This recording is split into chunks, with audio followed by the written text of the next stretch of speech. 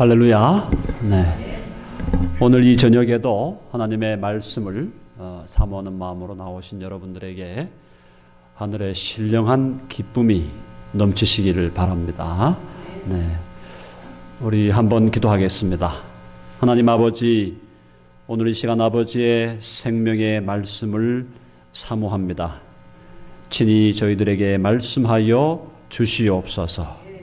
우리의 영혼을 새롭게 하시고 우리에게 신령한 용기를 더하여 주시고 주 안에서 큰 기쁨과 행복감으로 만족하는 이 시간 되게 하여 주시옵소서. 예수님의 이름으로 기도하옵나이다. 아멘. 자, 오늘 본문 베드로후서 3장 18절 말씀은 사실은 사도 베드로의 입장에서 볼 때는 바로 저와 여러분들에게 유언을 주신 것과 같은 말씀이다. 물론 사도 베드로 역시 예수 그리스도의 제자로서 성령님의 영감을 받아서 이 말씀을 기록했지요. 기록했는데 사도 베드로가 성경을 기록한 것은 두 권밖에 없어요. 베드로 전서와 베드로 후서. 사도 바울은 반면에 13권의 신약의 책을 썼고 히브리서까지도 만약에 사도 바울의 서신이라고 한다면 14권이 사도 바울의 서신이었던 반면에 사도 베드로는 2권을 썼습니다. 물론 마가복음을 베드로의 복음이라고 부르죠. 왜냐하면 마가복음은 베드로의 통역관이었던 마가가 베드로와 함께 동역했는데 그 마가가 베드로에게서 많은 자료와 정보를 얻어서 마가복음을 썼다고 하기 때문에 마가복음을 베드로의 복음이다라고 그렇게 우리가 별명을 붙입니다. 로마서는 이제 4개의 복음과 더불어 로마서를 5번째 복음이라고 별명을 붙이기도 하고요. 로마서는 바울의 복음이다라고 이렇게 별명을 붙입니다. 자, 오늘 이 베드로 후서의 마지막 절 아니겠습니까? 베드로가 전했던 복음, 그 복음에 특별히 베드로가 전했던 그 우리에게 남겨둔 서신서에 두 번째 서신의 제일 마지막 절이란 말이죠. 무슨 말이냐? 베드로가 자기의 서신을 마무리하면서 이 서신을 받는 모든 성도들에게 바로 이 말이 마지막으로 너희들에게 남겨야 할 말이다. 주님께서 나를 통하여 너희들에게 주고자 하는 마지막 말씀이 뭐냐? 바로 이 3장 18절 말씀이다. 이런 말입니다. 그래서 베드로후서 3장 18절 말씀은 그냥 the end, 그냥 끝내는 말이구나, 끝맺은 말이구나 이런 정도로 우리가 생각할 것이 아니라 바로 여기 나오는 3장 18절 말씀은 베드로 사도를 통해서 하나님께서 우리들에게 말씀하시고자 하는 메시지의 최종 결론이다라고 해도 과언이 아니다 이런 말입니다. 자, 그런데 그 최종 결론이 뭡니까 지금? 3장 18절 말씀 다시 한번 읽어봅시다. 시작. 오직 우리 주 곧 구주 예수 그리스도의 은혜와 그를 아는 지식에서 자라가라. 영광이 이제와 영원한 날까지 그에게 있을지어다. 아멘. 베드로가 우리들에게 남겨주려고 하는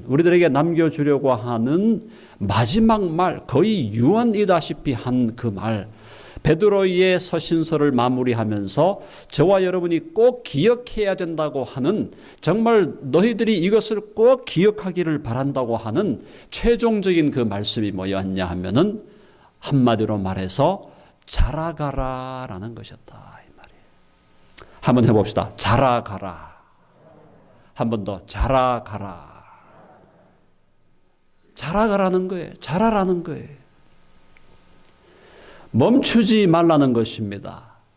현재 자리에서 그냥 그대로 서 있지 말라는 것입니다. 현재 자리에서 멈추어 서서 중단하지 말라는 것이에요. 계속해서 자라가라.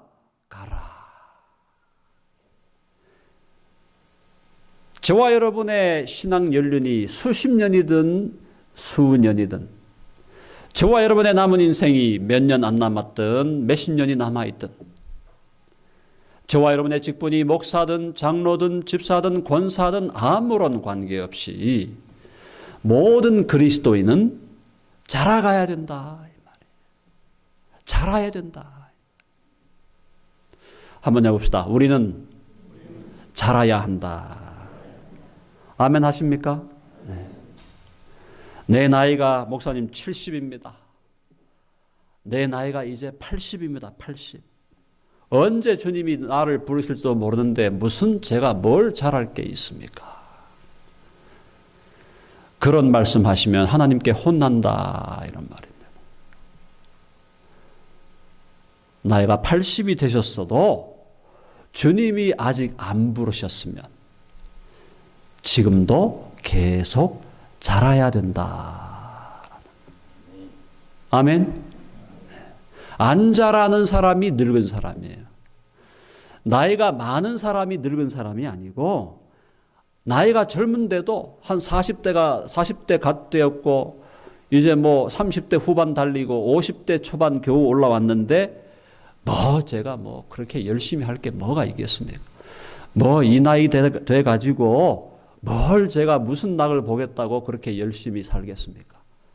하면서 신앙생활에서 자라나는 과정을 포기하겠다고 하는 것은 그야말로 늙어 죽겠다라는 말과 똑같다. 오늘 주님께서 저와 여러분에게 하시는 말씀은 그를 아는 지식에서, 누구를 아는 지식에서? 우리 주 곧 구주 예수 그리스도를 아는 지식에서 자라가라. 아멘. 여러분 자라시기를 바랍니다. 자라야 됩니다. 자라야 돼요. 오늘날 문제가 무엇입니까? 오늘날 교회에 어려움들이 생기고 교회에 힘든 일들이 생기는 것은 자라야 할 사람이 자라지를 않았기 때문에 어려움이 오는 거예요. 신앙 연륜은 20년, 30년, 40년, 50년.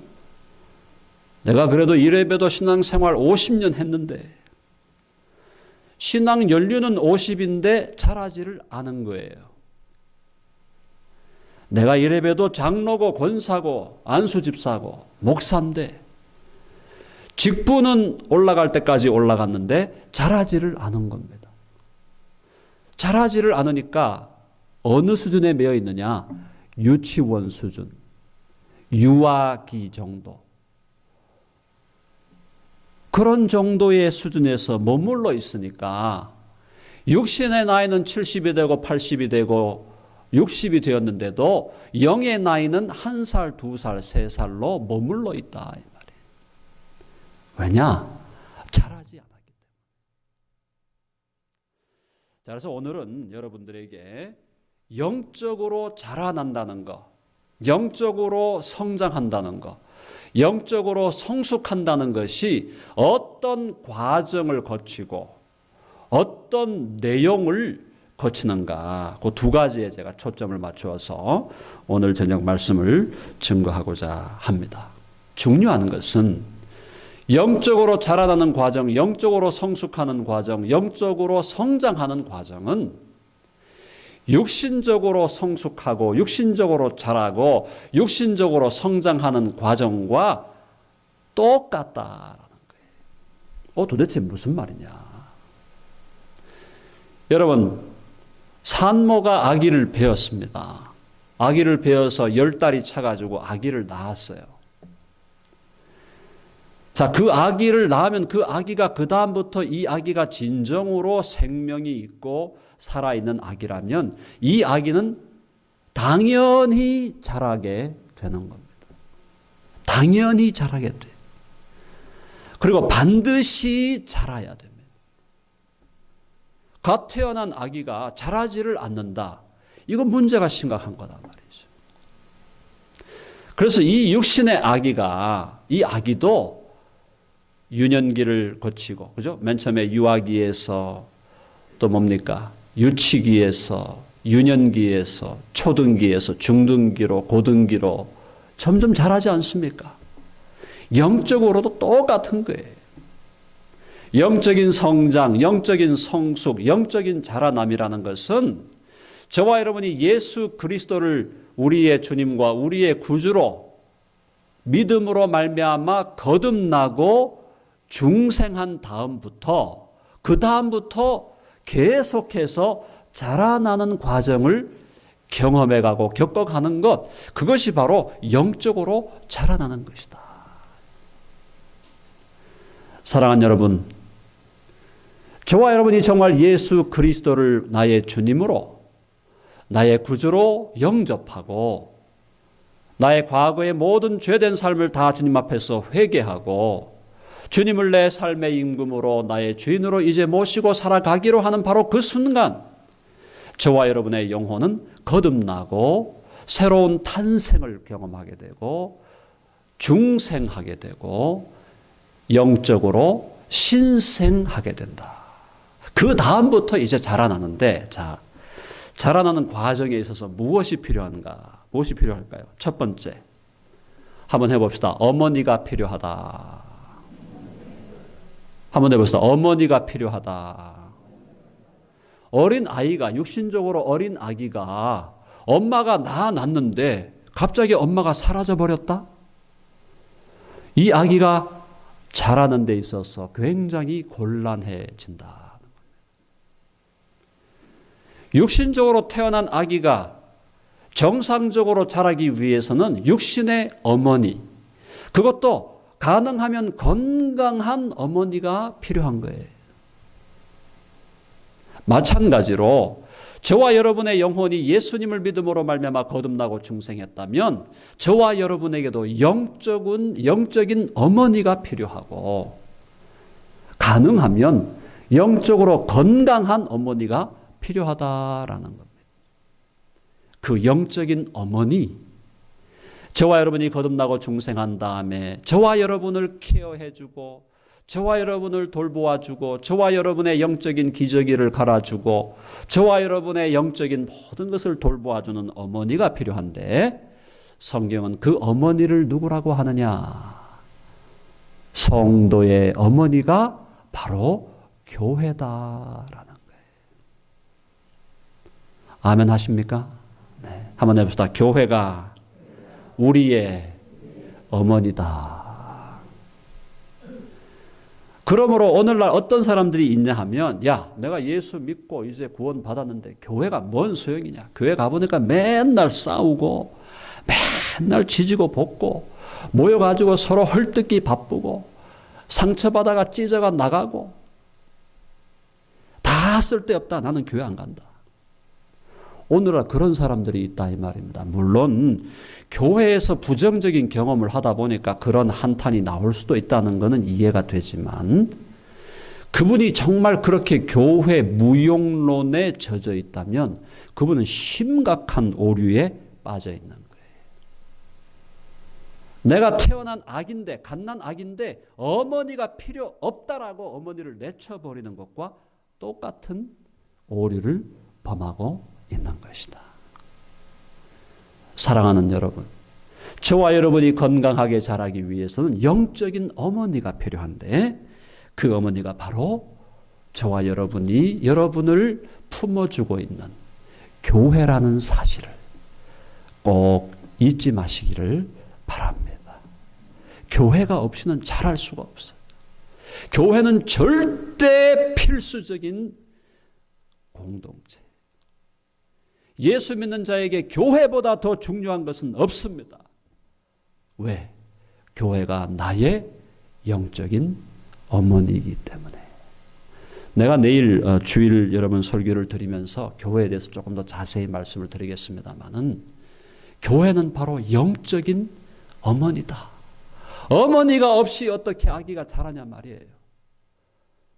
태어나자마자 어머니로부터 버려진 자식이 얼마나 불행하고 얼마나 불우한 인생이 되겠습니까? 정상적으로 자랄 수가 없는 거예요. 영적으로 우리가 자라기 위해서는 영적인 우리의 어머니가 필요한데 그 어머니가 바로 저와 여러분에게는 한빛교회라는 공동체, 이 교회가 여러분의 어머니인 것을 기억하시고 어머니를 사랑하고 어머니를 공경하고 교회를 사랑하고 교회를 공경하는 여러분 될 수 있기를 간절히 바랍니다. 두 번째 뭐가 필요할까요? 갓난아기가 태어났는데 엄마라는 분이 말이죠. 먹을 걸 주질 않는단 말이에요. 아니 젖을 짜서 줘야 될 거 아니에요.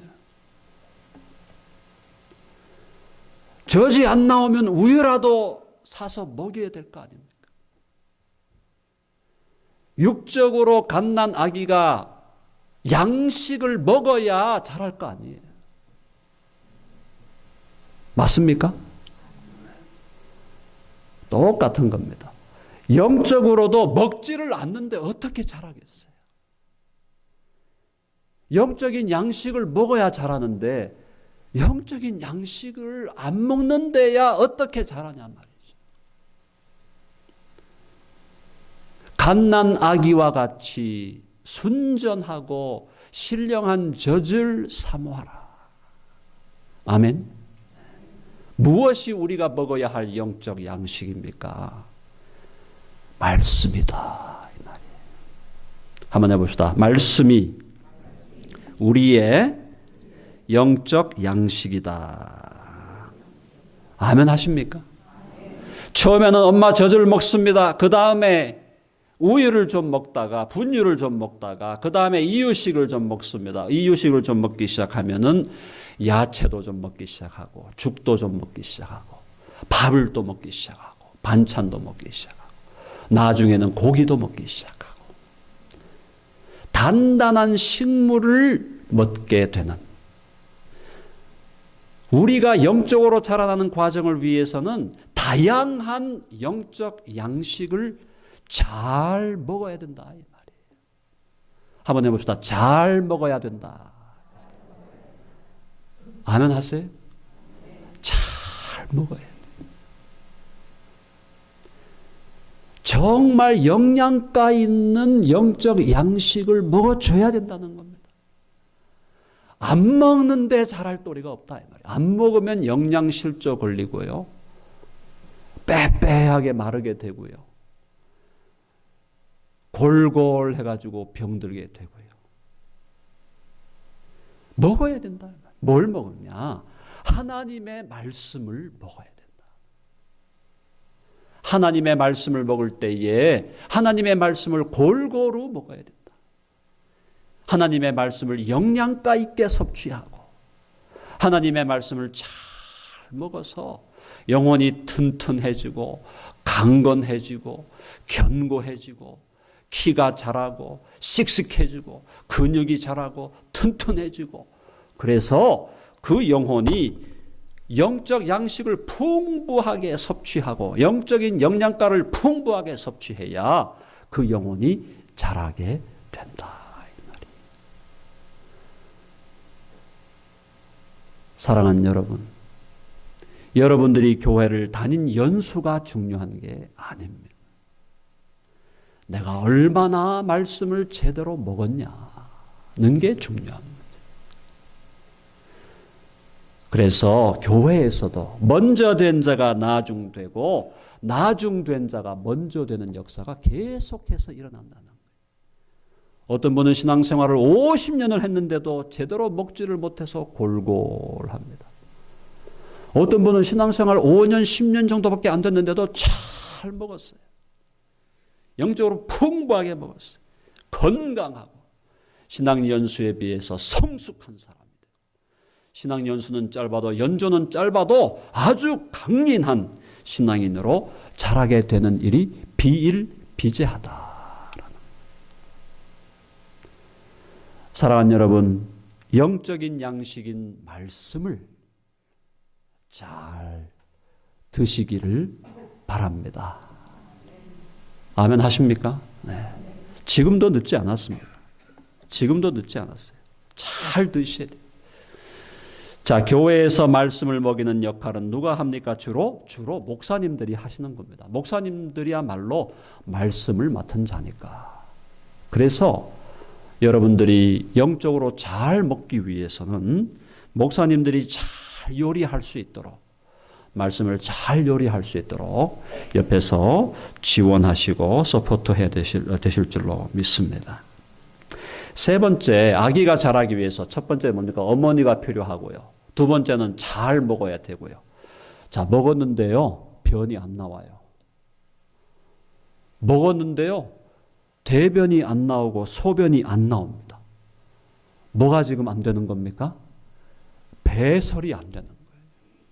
아기가요, 잘 먹었는데 배설을 못 한단 말이에요. 어떤 일이 벌어집니까? 그 아기는 심각한 질병에 걸리게 되는 것입니다. 똑같습니다. 영적으로도 저와 여러분이 배설을 해야 됩니다. 영적인 배설이 뭐냐? 그것이 바로 회개와 죄 사함을 경험하는 것입니다. 배설을 우리가 적어도 하루에 한 번은 하지 않습니까? 하루에 한 번 안 하고 넘어가시는 분들도 더러 있으시겠지만 건강하게 배설하려면 최소한 육신적으로도 하루에 한 번은 해줘야 된다.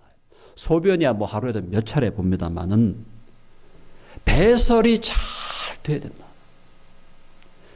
저와 여러분이 영적으로 성장하기 위해서는 영적으로 배설을 잘 해야 되는데 그게 뭐냐 하면 우리 안에는 모든 더러운 것들과 죄악스러운 것들과 나쁜 것들을 밖으로 배출해내는 회개의 역사를 날마다 진지하게 날마다 회개를 잘 해야 된다는 거예요.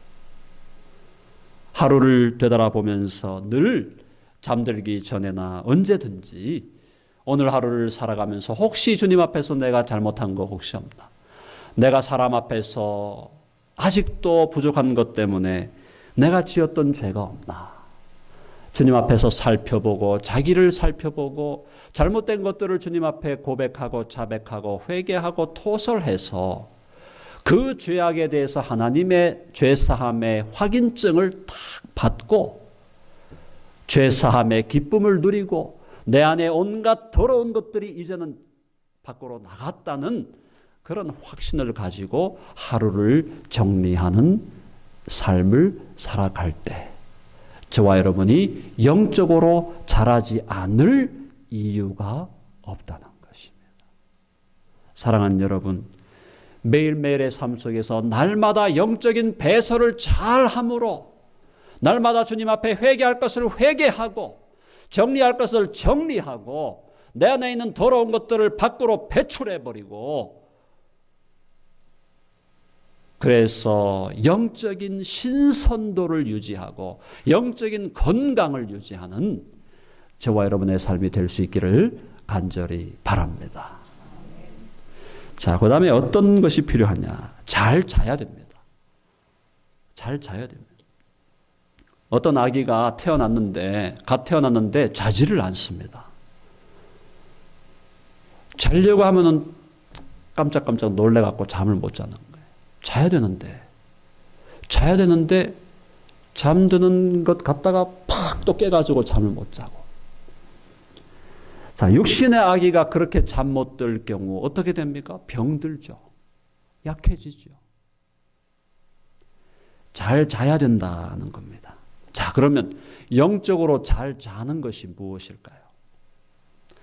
영적으로 잘 자고 영적으로 잘 쉰다는 것은 예배를 의미하는 거예요. 하나님 앞에서 예배하면서 영적인 휴식을 취하고 영적인 쉼을 누리고 영적인 안식을 누리고 영적인 자유를 누리고 영적인 기쁨을 누리고 영적인 희열을 누리는 것. 예배를 잘 드려야 된다는 것입니다. 하나님 앞에서 예배를 잘 드리고 그곳에서 영적으로 정말 하나님이 주시는 그 은혜와 하나님이 주시는 그 기쁨 속에서 하나님의 사랑을 충분히 느끼면서 그 안에서 잘 쉬고 안식하는 것. 영적인 그 예배야말로 우리가 영적으로 잘 자는 것과 연결된다. 그 다음에 건강한 호흡이 있어야 됩니다. 호흡이 건강해야 돼요. 어린아이가 호흡을 제대로 하지 못하고 호흡이 건강하지 않으면 그 아기가 어떻게 자라겠습니까? 영적인 호흡은 무엇입니까? 기도지요. 영적인, 육적인 호흡을 잘 해야 하는 것처럼 영적인 호흡은 바로 기도인데, 오늘 새벽에 제가 여러분들에게 말씀을 드린 것처럼 쉬지 말고 기도하는 습관을 들이고 순간순간마다 주님의 얼굴을 구하고 우리를 향하여 웃고 계시는, 우리를 향하여 기쁨을 이기지 못하시는, 우리를 향하여 항상 미소를 짓고 계시는 그 하나님의 얼굴을 날마다 구하고, 또 때때로 특정한 시간, 특정한 공간을 정해서 그곳에서 기도에 집중하면서 하나님을 뵙고 하나님의 얼굴을 배웠고 하나님과 더불어 교제하고 하나님을 누리고 하나님 아버지를 체험하는 그 기도의 시간, 그 기도의 시간이 건강하고 그 영적인 호흡이 건강해질 때 저와 여러분은 자라지 않을 수 없다는 것입니다. 그것이 바로 자라나는 과정이다. 두 가지 더 있고요. 두 가지 한 다음에 정리하고 그 다음에 우리 영적인 성장의 내용에 대해서 말씀을 드리겠습니다. 자, 하나가 더 있냐 뭐냐면은 운동을 해야 됩니다. 운동. 아기가 자라납니다. 이제 잘 먹고 잘 배설하고 또 잘 쉬고, 네, 그래서 잘 자라납니다. 자, 호흡도 건강해졌습니다. 이제 조금 자라고 나면 어떻게 됩니까? 뛰어다녀야 되죠. 걷고 뛰어다니고 운동해야 되죠. 운동. 일정한 나이가 됐는데 운동을 안 한다? 유아기 비만, 소아기 비만, 소아기에 당뇨가 걸리고 20대 청년이 당뇨에 걸려가지고 병에 걸려서 고생한다 이 말이죠. 운동을 해야 된다 이 말이죠. 영적인 운동은 무엇입니까? 바로 영적인 운동은 영적인 훈련을 받는 것입니다. 훈련을 받는 거예요. 그리고 영적으로 복음을 전하는 전도를 하는 거예요. 전도하는 것이 운동하는 거예요.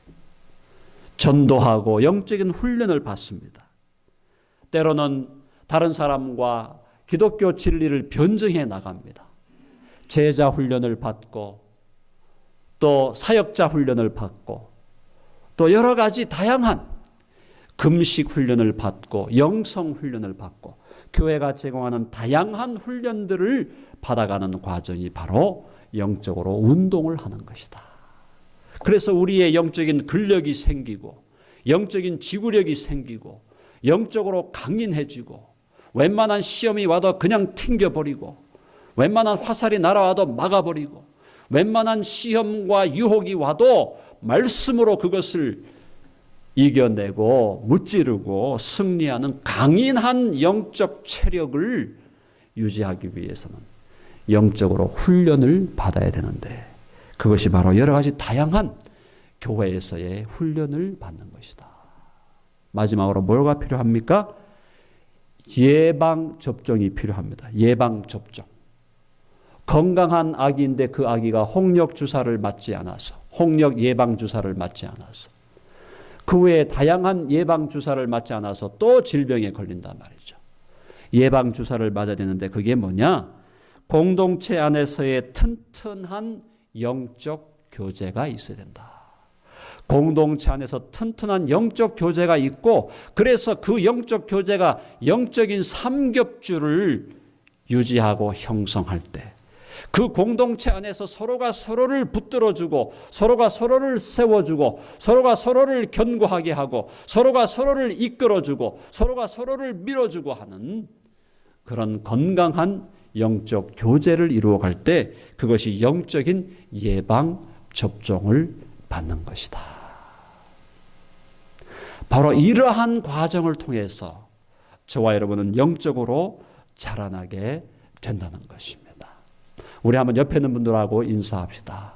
영적으로 자라납시다. 한번 해보세요.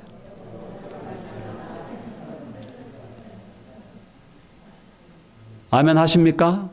네. 잘 자라셔야 돼요.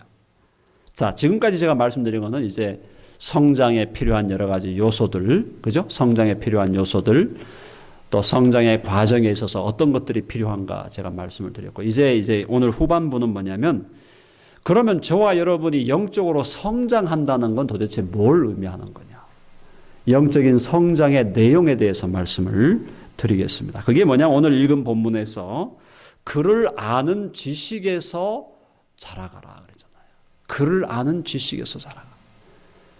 예수 그리스도를 아는 지식에서 자라간다.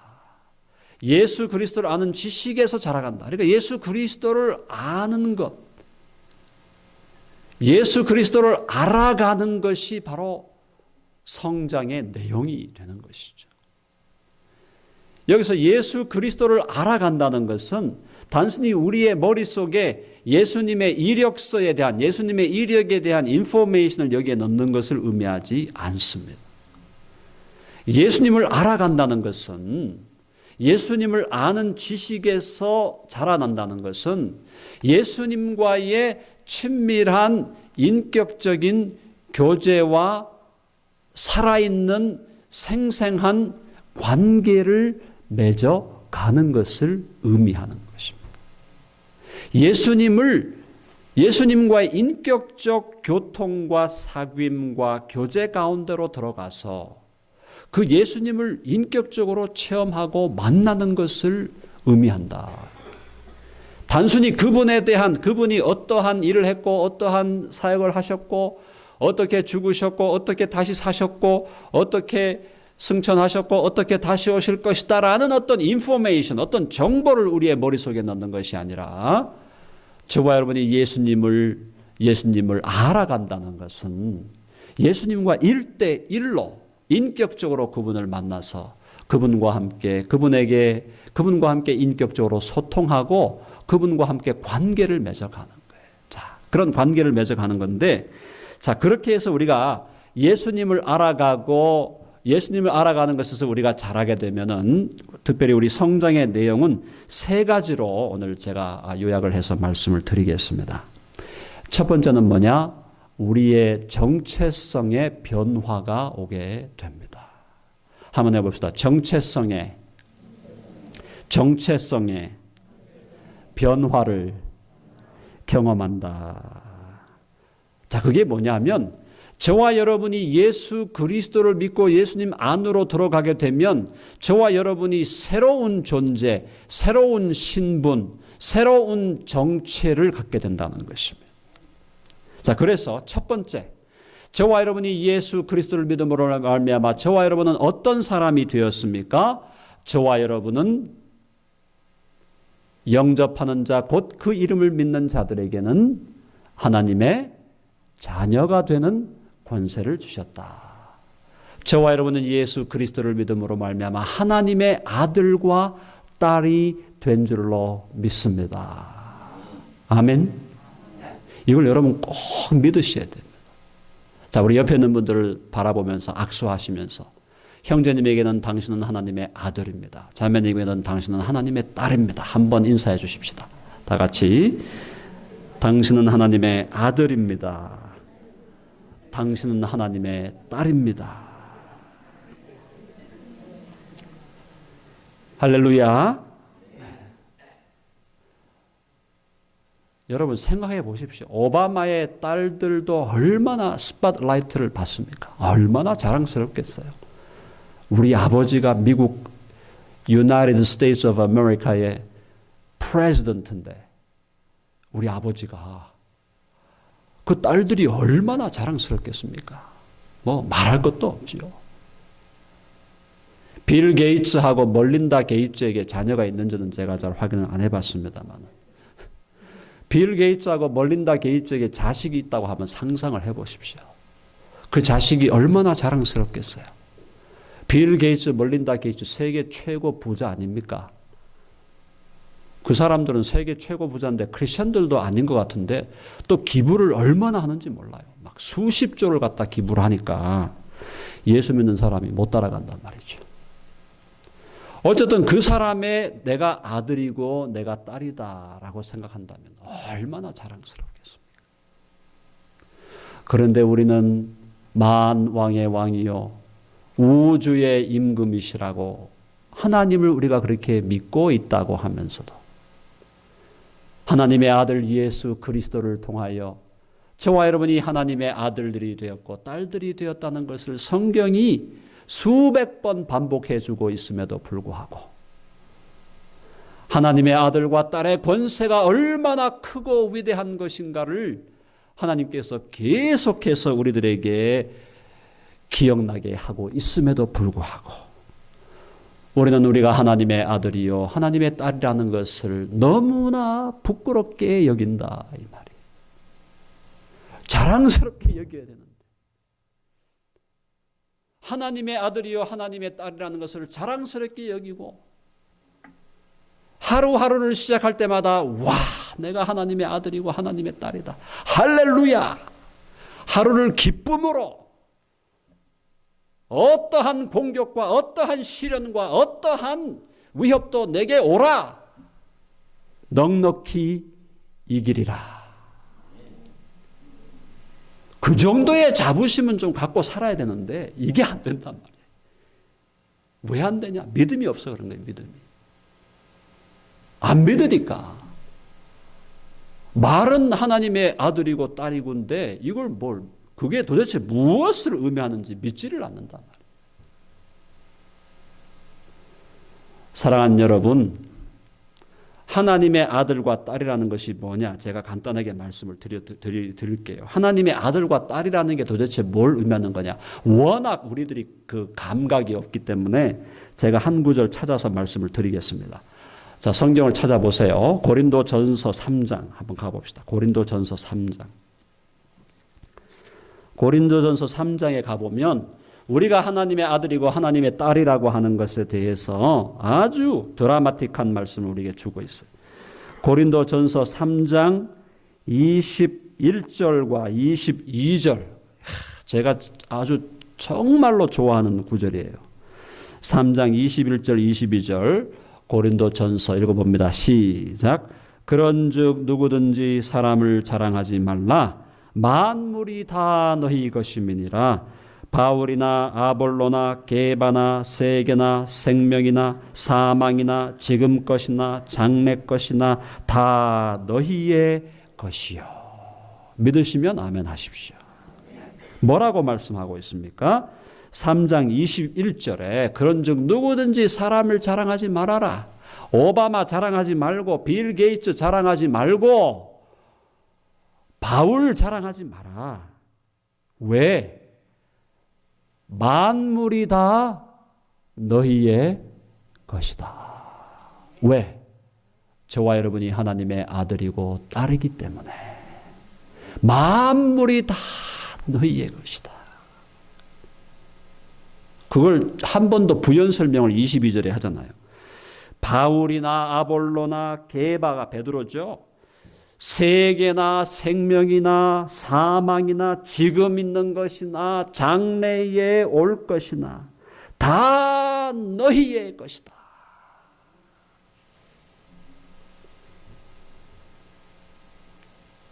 저와 여러분이 하나님의 아들이고 하나님의 딸이라고 하는 것은 뭘 의미하느냐? 저와 여러분이 온 우주의 주인이다라는 말이에요.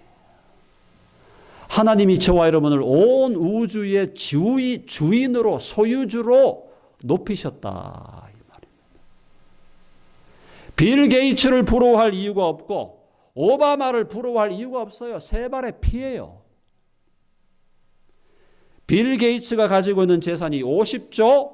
아무것도 아닙니다. 하나님 나라의 등기부에 저와 여러분은 우주의 소유자로 등기되어 있다. 아멘 하십니까? 이걸 믿으셔야 되는 거예요. 이걸요. 예수님을 믿고 내가 하나님의 아들이고 내가 하나님의 딸이라고 한다는 것은 그걸 믿는 거다 이 말이에요. 사랑하는 여러분, 자부심을 좀 가지십시오. 예수 믿는 사람의 좀 긍지를 좀 가지십시오. 누가 뭐래도 만물이 다 우리의 것이고 지금 있는 이 세상이나 장래에 다가올 새하늘과 새 땅, 모든 만물을 하나님이 저와 여러분에게 소유로 선물로 다 주셔서 지금은 비록 아직 우리가 이 땅에 있으니까 누리지를 못하고 있지만 이미 소유주가 우리에게로 다 소유 그 권이 우리에게로 옮겨졌고 이미 우리의 신분은 만물의 주인이다.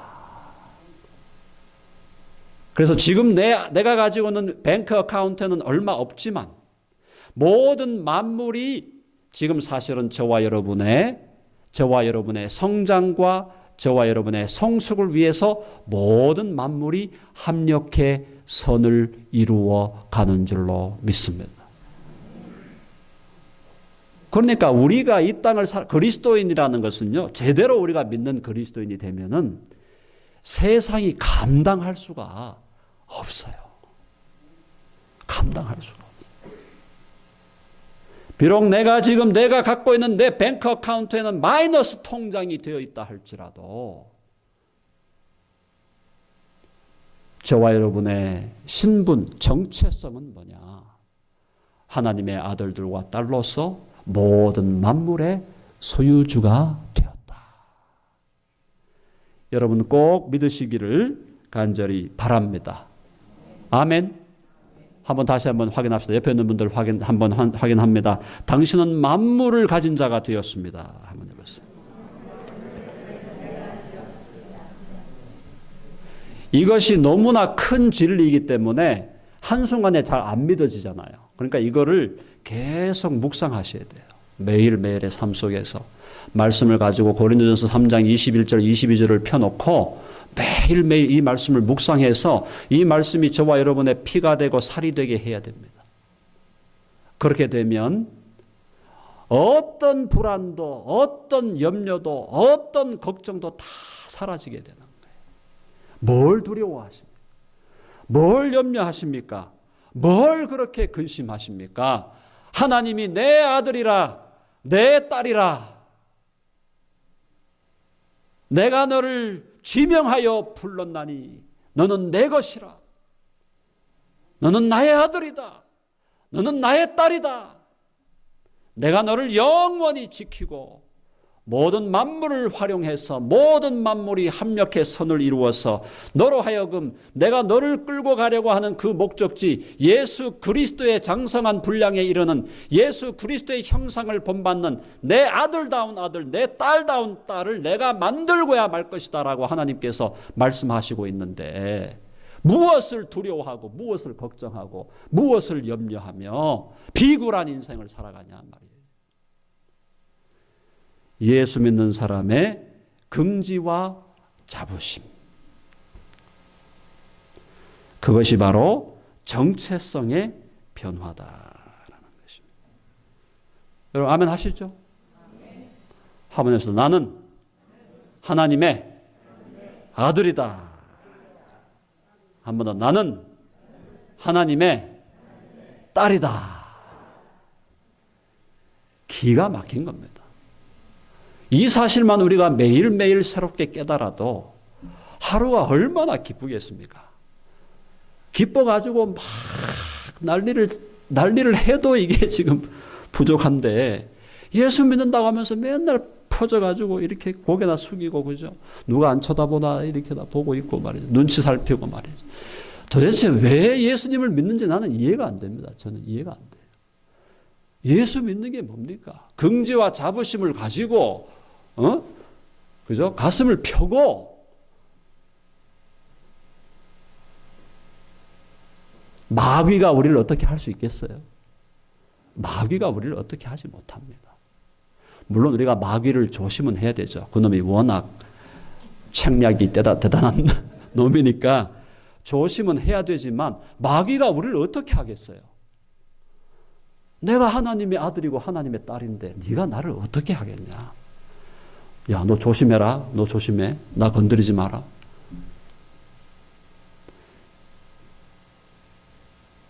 우리를 향한 하나님의 사랑 하나만 더 보십시다. 우리를 향한 하나님의 사랑에서 끊을 것이 없다 그랬어요. 로마서 8장 로마서 8장에 보면 8장 38절 39절 로마서 8장 38절 39절 같이 읽어봅시다. 너무나 잘 아는 구절이지만 같이 읽어봅니다. 시작. 내가 확신하노니 사망이나 생명이나 천사들이나 권세자들이나 현재일이나 장래일이나 능력이나 높음이나 깊음이나 다른 어떤 피조물이라도 우리를 우리 주 그리스도 예수 안에 있는 하나님의 사랑에서 끊을 수 없으리라. 아멘. 하나님의 사랑이 확증되고 완전히 인쳐졌다 그러잖아요. 하나님의 사랑을 우리의 영혼에 인치시는 분이 누구냐? 성령이시다. 저와 여러분이 예수님을 믿을 때 성령이 우리 안에 내주하셔서 그 성령이 우리의 영혼에 도장을 확 찍어버리는데 어떻게 찍느냐? 그렇게 찍어가지고 너는 내 것이다. 너는 내 아들이다. 너는 내 딸이다. 아무도 너를 건들지 못한다. 이 세상의 어떤 피조물이라도 우리를 하나님의 사랑에서 끊을 수 없으리라. 아멘. 그런 영적인 자부심과 자긍심을 가지고 살아가는 여러분 될 수 있기를 바랍니다. 성장한다는 것은 바로 그거예요. 성장한다는 것은 하나님 안에 있는 나의 그 새로운 정체성을 날마다 확인하고 그 정체성을 누리는 데 있어서 자라는 거예요. 내가 오늘 하나님의 아들이라고 하는 그 사실, 하나님의 딸이라고 하는 그 사실을 오늘 내가 요만큼 누렸다면 내일은 이만큼 누리고 그 다음 날은 이만큼 누리고 세월이 갈수록 내가 하나님의 아들이요 하나님의 딸이라는 사실이 너무나 감격스럽고 너무나 즐겁고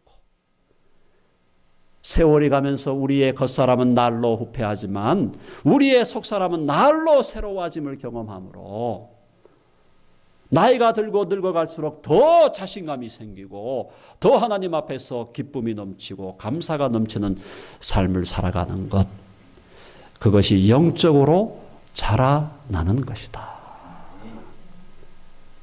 여러분, 영적으로 자라나는 행복을 여러분 날마다 때마다 누리시기를 간절히 바랍니다. 가치관이 아니라 정체성이 변화되는 거예요. 정체성이 변화되는 거예요. 자, 두 번째, 우리가 어떤 변화를 겪느냐. 이제 우리가 아들과 신부다, 아들과 딸이다라는 것, 또 하나 우리가 더 있는데 신부라고 하면은 우리가 간단하게 그 부분만 정리하고 넘어가겠습니다. 하나님께서 우리를 얼마나 높이셨느냐. 예수 그리스도의 신부로 높이셨다 그랬잖아요. 아멘 하십니까? 저와 여러분이 예수님의 신부예요. 만왕의 왕이요 만주의 주이신 예수 그리스도의 신부다. 얼마나 좋습니까? 내가 오바마의 와이프 미셸이었다면 얼마나 좋을까? 내가 삼성 이재용이 이제 이혼했다 그러니까 그 사람하고 내가 재혼하면 얼마나 좋을까? 그런 식으로 아마 생각하는 사람이 한국에 많이 있을 거예요, 지금도. 그래서 어떻게 하면 이재용과 연주를 다 볼까? 우리의 신랑이 누구냐 말이죠. 영적인 우리의 신랑이 누구냐 말이에요. 예수님이 우리의 신랑이다. 이걸 우리가 날마다 기억해야 된다. 아, 예수님이 나의 신랑이시구나. 우리를 얼마나 하나님이 높이신 거예요. 당신의 독생자, 유일하신 아들, 당신이 사랑하셔서 요단강에서 세례를 받으시고 올라오실 때 하늘에서 음성이 있어 가로되 이는 내 사랑하는 아들이요 내 기뻐하는 자라. 그 예수 그리스도를 하나님께서 우리를 위하여 내어주시고 다시 우리를 구원하셔서 당신의 아들에게 영적인 의미로 신부로 주셨다. 예수님의 신부가 되었다. 더 높아질 수 없는 최고의 영광의 자리로 올라갔다. 우리가 부러워할 존재는 아무도 없습니다. 옛날에 영국 왕실의 다이애나 비라는 사람이 비극적인 죽음을 맞았습니다마는 다이애나 비에 대해서 얼마나 사람들이 부러워했습니까? 시골 촌부의 딸로 태어나가지고 영국 왕세자의 아내가 되었으니까, 신부가 되었으니까. 그걸 바라보면서 사람들이 얼마나 부러워했을까요? 아무것도 아니다. 저와 여러분이 예수님의 신부가 되었다는 것은 올라갈 수 있는, 인간이 올라갈 수 있는 최고의 영광스러운 자리까지 하나님이 우리를 높여 주셨다라는 것입니다. 우리의 신랑 되신 예수 그리스도가 우리를 사랑하시는데 어떻게 사랑하시며, 우리의 신랑 되신 예수 그리스도가 우리를 사랑하시는데 어떻게 사랑하셨어요? 미친 듯이 사랑하셨다. 우리는 예수님을 위해서 지금도 시간만 되고 조건만 되면 지금도 예수님 배반하고 다른 데 신경 쓰고 다른 데 마음 주고 그렇게 살아가는 참 못난 신부인데도 예수님은 우리를 눈먼 사랑으로 사랑하셨어. 우리를 당신의 몸처럼 사랑하셨어. 당신의 몸을 주시고 생명을 주시고 모든 것을 다 주셔서 우리를 사랑해 주셨고 지금도 사랑하고 계시고 영원히 우리를 사랑하시는 영원한 우리의 신랑이신 줄로 믿습니다. 그 예수님이 우리를 그렇게 사랑하시고 그분이 나의 신랑인데 도대체 무엇을 염려하고 무엇을 걱정하며 무엇을 두려워하며 살아간다는 것입니다. 두려워하고 염려하고 걱정한다는 것이야말로 우리의 믿음이 부족해서 그렇다. 예수님의 신부된 우리의 정체성을 날마다 더 깊고 더 높고 더 넓게 누려가는 그런 영적인 성장의 과정을, 영적인 자람의 과정을 오늘 이 순간부터라도 여러분 경험해 갈 수 있기를 간절히 바랍니다. 이제 정체성의 변화 제가 간단하게 말씀드리고 두 번째는 뭐냐면 가치관이 바뀌어야 됩니다. 가치관. 우리가 영적으로 자라난다는 것은 가치관의 변화예요. 한번 해봅시다. 영적인 성장은 가치관의 변화를 의미한다. 저와 여러분이 영적으로 자라난다는 것은 우리의 정체성을 하나님의 아들과 딸로 예수님의 신부로 확인해가면서 그걸 누려가는 것이고 가치관이 변화되는 겁니다. 가치관이 변화되는 것. 자, 가치관의 변화는 크게 보아서 제가 세 가지로 요약을 합니다. 첫 번째는 뭐냐? 첫 번째 가치관의 변화에 있어서 나 중심, 자기 중심의 가치관이 하나님 중심의 가치관으로 변화되는 거예요. 자라지 않는 사람은요, 영적으로 자라지 않는 사람은요, 교회 생활을 50년을 해도요, 모든 게 다 자기 중심이에요. 교회에서 장로 직분을 맡았고, 목사님 직분까지 올라가도 모든 것이 다 자기 중심이에요. 그러니까 이런 분들이 자라지를 않고, 영적으로 자라지를 않고, 자기 중심으로 살다 보면 어떤 일이 벌어지느냐? 깨지고 분열되고 싸우고 상처 주고 받는 일이 생길 수밖에 없다는 것. 영적으로 자라난다는 것은 나 중심, 자기 중심의 가치관을 탈피해서 하나님 중심의 가치관으로 옮겨가는 거예요. 내가 좋아하는 것, 내가 원하는 것을 하는 것이 아니라 하나님이 좋아하시고 하나님이 원하시는 것이 무엇인지를 분별하고 알아가고 확인해 가면서 내 안에 있는 육신적인 소욕, 이기적인 탐욕을 제거하고 그것을 눌러서 그것을 통제하고 그것을 다스리고 성령이 주시는 소욕을 따라서 하나님께서 원하시는 일을 하나님께서 우리로 하여금 하라고 하시는 일을 추구하게 되는 것. 이것이 가치관의 변화. 무엇이 가치 있는가? 내가 좋아하는 것이 가치 있는 게 아니고 내가 편하게 생각하는 것이 가치 있는 게 아니고 내가 잘 되는 것이 가치 있는 것이 아니라 하나님께서 영광을 받으시고 하나님의 이름이 높여지고 하나님의 이름이 거룩히 여김을 받으시고 하나님의 뜻이 하늘에서 이루어진 것 같이 땅에서도 이루어지는 그것이 가치로운 것인 것을 인정하는 그 마음이 점점 더 커져가는 것. 이것이 바로 가치관의 변화다. 두 번째는 무슨 변화가 와야 되냐면 자기 중심에서 하나님 중심. 두 번째는 물질 중심에서 킹덤 중심의 가치관으로 바꾸는 거예요.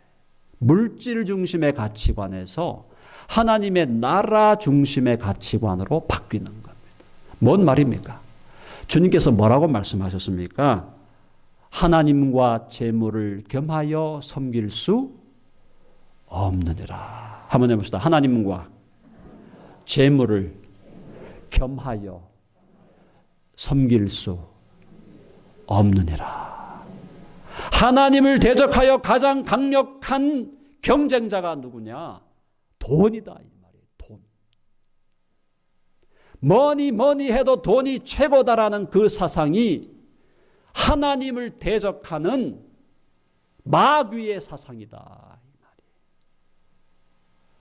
내 양심을 팔고 내 몸을 팔고 내 가족을 팔고 내게 있는 모든 가치로운 것을 다 팔아서라도 나는 돈을 벌어야 되겠다라고 생각하는 그 생각이 바로 하나님을 대적하는, 하나님을 모독하는 가치관이다.